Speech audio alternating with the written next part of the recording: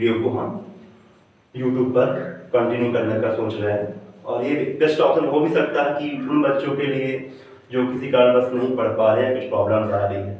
Okay, तो आज हम आइए स्टार्ट करते हैं क्लास 12 के चैप्टर फर्स्ट में, जिसमें आप देख पा रहे हैं चैप्टर फर्स्ट का नाम। उसके पहले बता दूं कि ये यूनिट भी है आपका, यूनिट फर्स्ट, जिसका नाम है इलेक्ट्रोस्टैटिक्स, स्थिर वैद्युति कहते हैं हिंदी में। और उसमें पहला चैप्टर आपका इलेक्ट्रिक चार्ज एंड फील्ड, जिसे हिंदी में कहते हैं विद्युत आवेश एवं क्षेत्र। ओके, चलिए इसके कुछ पॉइंट्स की बात कर लें। इस पहले चैप्टर में जो स्टार्टिंग है वो है आपका वैद्युत आवेश, जिसको हम इंग्लिश में इलेक्ट्रिक चार्ज कहते हैं।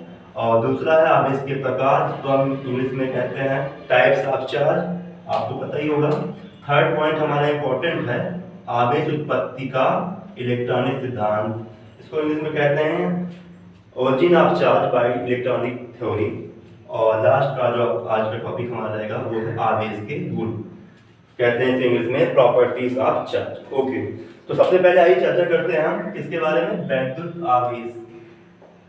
सबसे पहले हम बात करते हैं वैद्युत आवेश, इंग्लिश में क्या कहते हैं, इलेक्ट्रिक चार्ज।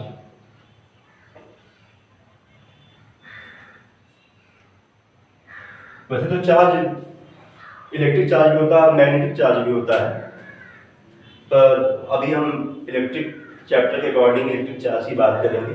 ये शब्द जो है आवेश, ये अभी तो आप सुन ही रहे हैं, ये आज की बात नहीं है। लगभग 600 बीसी पूर्व एक दार्शनिक थे, यूनानी दार्शनिक थिल्स, उन्होंने सबसे पहले इसका उल्लेख किया था कि यदि किसी भी अम्बर की छड़ को फलालेन के साथ, फलालेन शायद आप जानते हैं एक पदार्थ होता है, उससे अगर आप घर्षण करते हैं तो उनमें आकर्षण गुण होता है। और इसके बाद लगभग 2000 साल तक इसमें कोई भी डिस्कशन, 2000 वर्षों तक इसमें कोई भी डिस्कशन नहीं की गई। और फिर एक और डॉक्टर थे, डॉक्टर गिलबर्ट, इनका नाम आप शायद सुने हो। इन्होंने भी इसके बाद बताया कि आप केवल अंबर की छड़ ही नहीं बल्कि और भी पदार्थ जैसे कि कांच या फिर लकड़ी या प्लास्टिक जैसे पदार्थों को अगर आपस में घर्षण कराते हैं, वो भी किसी रेशम से जैसे, या फिर कोई भी बिल्ली के फर या सूत जो होती हैं हल्की चीजें, तो जब आप इसमें घर्षण करते हैं तो इनमें क्या होता है कि आपस में आकर्षण की प्रकृति उत्पन्न होती है। जो जैसे कागज के छोटे छोटे महीन टुकड़े होते हैं, उनकी आकर्षण करने की क्षमता होती है। तो सबसे पहले ये बात बताई गई, और भी बहुत लोगों ने इसके बारे में चर्चा की गई। अतः हम बात करते हैं कि आवेश होता क्या है। आवेश कुल मिलाकर, आवेश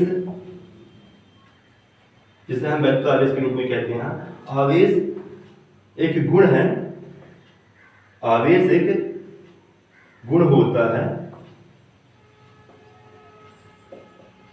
जो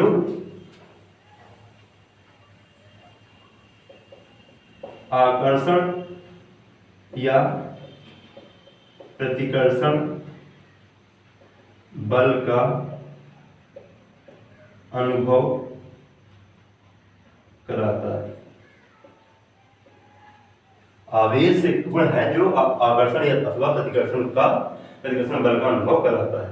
ठीक है, इसके बाद हम बात करते हैं कि आवेश होते कितने प्रकार के हैं। तो सबसे पहले मैं बता दूं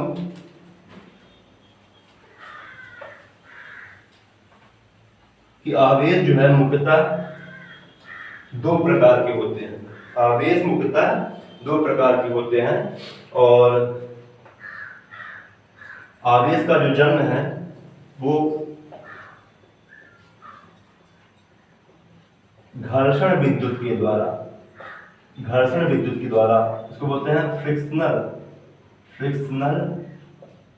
इलेक्ट्रिसिटी, घर्षण विद्युत के द्वारा जन्म होता है। ये स्थिर विद्युत कहलाता है। इसमें आवेश जो होता है गतिमान नहीं होते बल्कि स्थिर होते हैं। और घर्षण विद्युत के अंतर्गत ये आता है। चलिए दूसरा पॉइंट बात करते हैं हम आवेश के प्रकार। आवेश के प्रकार, टाइप्स ऑफ चार्ज। तो सबसे पहले चूंकि आवेश की प्रकृति के बारे में जानते हैं कि आवेश आकर्षण और प्रतिकर्षण दोनों प्रकृति का होता है, इसके बारे में सबसे पहले अमेरिकन साइंटिस्ट जिसे हम नाम सुने होंगे, बेंजामिन फ्रैंकलिन। इन्होंने 1750 में सबसे पहले डिस्कस किया था कि आवेश जो होते हैं वो आकर्षण और प्रतिकर्षण प्रकृति के स्वभाव के आधार पर आवेश दो प्रकार के होते हैं। इसलिए हम जानते हैं कि आवेश दो प्रकार में सबसे मेन होता है धन आवेश और दूसरा होता है ऋण आवेश। धन आवेश और ऋण आवेश का स्वभाव अगर हम कहें तो धन आवेश अगर किसी भी दो वस्तुओं को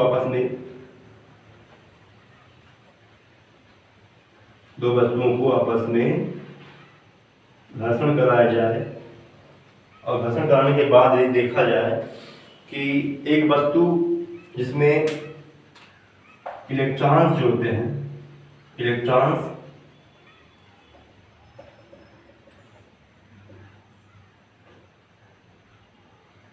निकल करके दूसरे वस्तु में चले जाते हैं, तो होता क्या है कि जिस पदार्थ में इलेक्ट्रॉन्स की अधिकता हो जाती है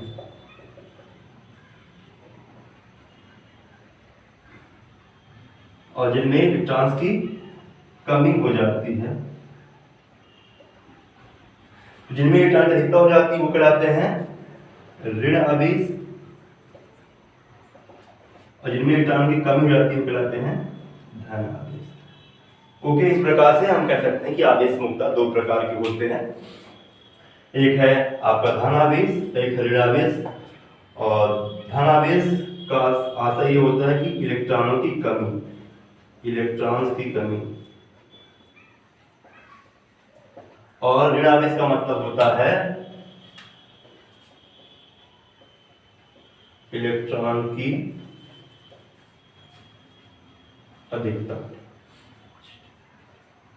ओके,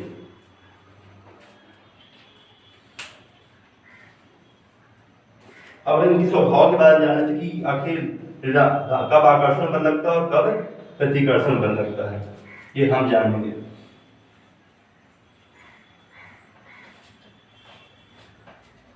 तो आवेश के प्रकार हम उत्तर जान गए। आवेश दो प्रकार के होते हैं, धनावेश और ऋणावेश। इसके बारे में सबसे पहले अमेरिकी वैज्ञानिक डॉक्टर बेंजामिन फ्रैंकलिन ने बताया था, बात है 1750 की। और तो आवेश मुख्यतः दो प्रकार के होते हैं, धनावेश और ऋणावेश। अब ये स्वभाव होता है कि कब आकर्षण होता है, कब प्रतिकर्षण, ये चीज जानेंगे।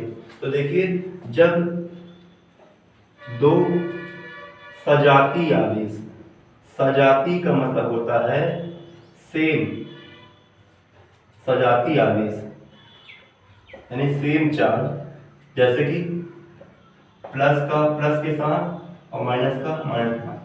जब प्लस के पास जाएगा, क्योंकि हम जानेंगे कि आवेश दो प्रकार के होते हैं, जब प्लस के पास जाएगा या माइनस से के पास होगा तो इनके बीच क्या रहेगा, प्रतिकर्षण बल। क्या रहेगा, प्रतिकर्षण बल, जिसको इंग्लिश बोलते हैं रिपल्सन,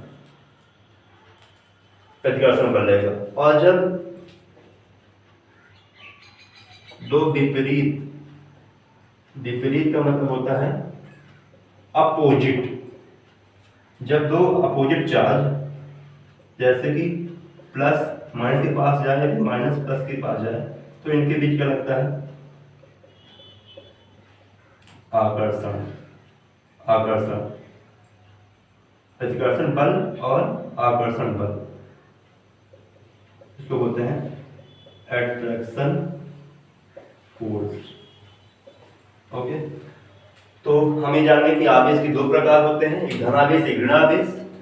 धनावेश जब धनावेश के पास जाएगा या फिर ऋणावेश जब ऋणावेश के पास जाएगा, अर्थात जब दो सजातीय आवेश पास पास आते हैं तो उनके मध्य प्रतिकर्षण बल लगता है। और जब दो विपरीत आवेश यानी धनावेश ऋणावेश के पास जाएगा अथवा ऋणावेश धनावेश के पास हो तो उनके मध्य आकर्षण बल लगता है। ओके, तो ये हमारा दो टॉपिक हो गया जिसमें हम वैद्युत आवेश जान गए कि आवेश एक स्वभाव है जो किसी वस्तु में आकर्षण या प्रतिकर्षण बल का अनुभव कराता है, और जहां भी आवेश होता है उसे हम विद्युतमय या इलेक्ट्रिसिटी के रूप में जानते हैं। ये स्थिर विद्युत के रूप में जाना जाता है जिसको हम मुख्यतः आवेश के रूप में जानते हैं। दूसरा पॉइंट हमारा आवेश के प्रकार। आवेश के प्रकार दो होते हैं, धनावेश और ऋणावेश। अब हम बात करते हैं तीसरे पॉइंट की, जिसमें से हमारा तीसरा पॉइंट क्या है, आप देख पा रहे हैं। तीसरा पॉइंट है आवेश उत्पत्ति का इलेक्ट्रॉनिक सिद्धांत। तो आवेश उत्पत्ति का इलेक्ट्रॉनिक सिद्धांत बहुत ही साधारण सा है। हमें ये पता होता है कि इस दुनिया में कोई भी चीज बनी हुई है वो छोटे छोटे कण के रूप में बनी है, जिसे हम परमाणु के नाम से जानते हैं। परमाणु तो आप सुने होंगे, एटम कहते हैं इंग्लिश में उसे। तो तीसरा पॉइंट है हमारा आज का, आवेश उत्पत्ति का इलेक्ट्रॉनिक सिद्धांत।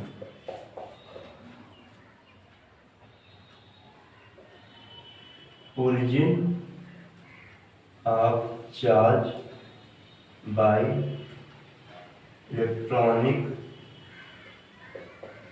theory। तो इसके लिए सबसे बता दूं कि इस पाठ से सबको ज्ञात है कि प्रत्येक पदार्थ परमाणु से मिलकर बना होता है, और हर परमाणु के तीन पार्ट होते हैं।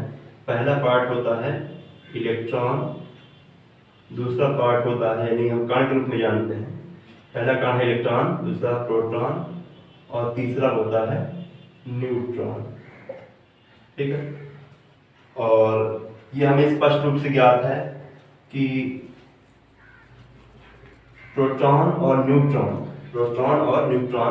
दोनों कहाँ होते हैं, किसी भी परमाणु के नाभिक में। किसी परमाणु के नाभिक में प्रोटॉन में प्लस चार्ज होता है, अतः नाभिक में भी हम कह सकते हैं कि प्लस चार्ज होता है। और इलेक्ट्रॉन जो होते हैं, प्रोटॉन और न्यूट्रॉन स्थायी होते हैं और नाभिक में होते हैं, और इलेक्ट्रॉन नाभिक के चारों ओर विभिन्न कक्षकों में ऐसे वितरित होते हैं, यानी इलेक्ट्रॉन नाभिक के चारों ओर चक्कर लगाते हैं। जिस पदार्थ के परमाणु क्रमांक जितने अधिक होंगे अर्थात उसमें परमाणु संख्या अधिक होने पर उसमें इलेक्ट्रॉन की संख्या प्रोटॉन की संख्या अधिक होगी।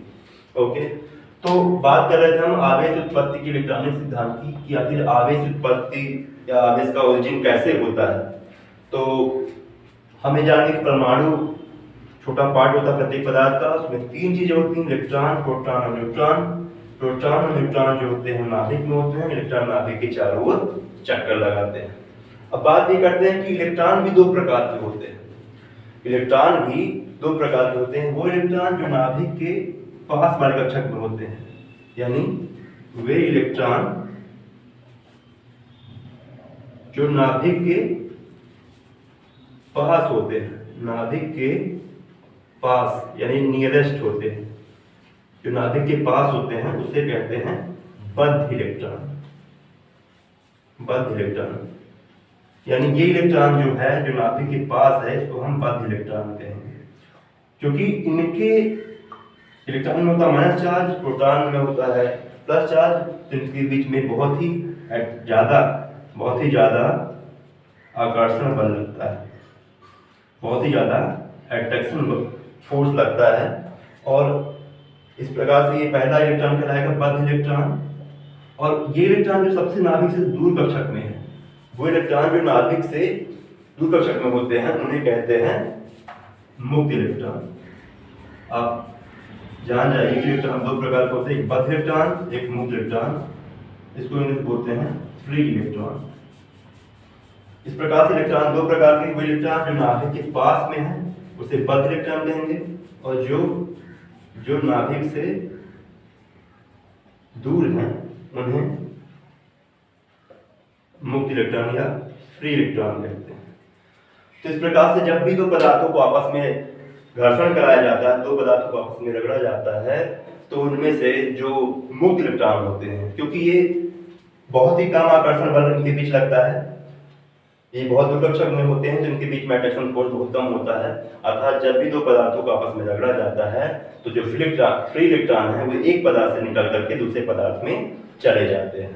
ओके, तो जब दो पदार्थों को आपस में फ्रिक्शन करते हैं, मैंने पहले बता चुका कि इलेक्ट्रॉन जब आपस में घर्षण होता है, सॉरी पदार्थों को आपस में रगड़ा जाता है, तो इलेक्ट्रॉन एक पदार्थ से दूसरे पदार्थ में निकल जाते हैं। तो जिन पदार्थों में इलेक्ट्रॉन्स की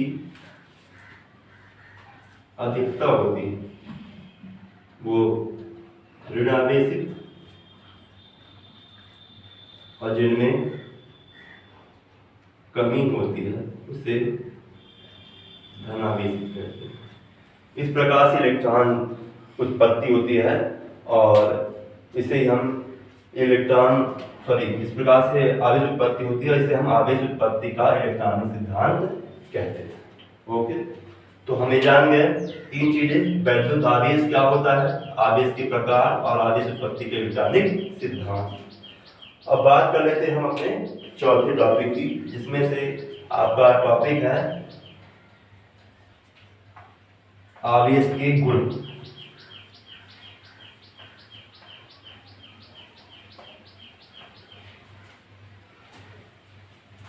आवेश के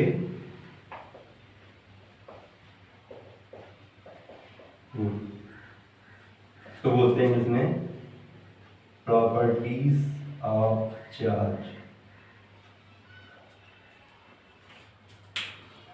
तो देखिए, आवेश के गुण जानने के पहले हम इसके बारे में थोड़ा सा जान लें कि धारा की परिभाषा से, कि धारा जो होता है विद्युत धारा वाला होता है आवेश बटे समय। अतः आवेश बराबर होता है विद्युत धारा गुणे समय। तो अगर इसके मात्रक की बात की जाए तो आवेश बराबर क्या होगा, आवेश का मात्रक, धारा का मात्रक होता है एम्पियर और समय का मात्रक होता है सेकेंड। इसे हम संयुक्त रूप से क्या कहेंगे, एम्पियर इंटू सेकेंड, और एसआई में इसी को कहते हैं कूलाम। कूलाम के नियम की बात भी हम आगे करेंगे। एसआई पद्धति में आवेश का मात्रक होता है कूलाम।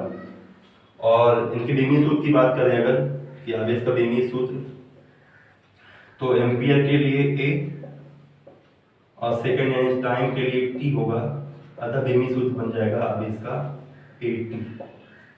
ओके, तो ये थोड़ा सा गुण के पहले हम चर्चा कर रहे थे आवेश की मात्रा और बीमीय सूत्र के बारे में। अब हम बात कर लेते हैं आवेश के गुण की। तो देखिए, आवेश जो होता है वो एक प्रकार से अदिश राशि है। आवेश अदिश राशि होता है। आवेश योज्य होता है। योज्य मतलब होता है एडिटिव। एडिटिव मतलब कि आप आवेश को जोड़ या घटा सकते हैं। फिर यदि आपको इलेक्ट्रॉनों की संख्या पता हो तो आप आवेश का मान निकाल सकते हैं। उसके लिए है आवेश का क्वांटीकरण।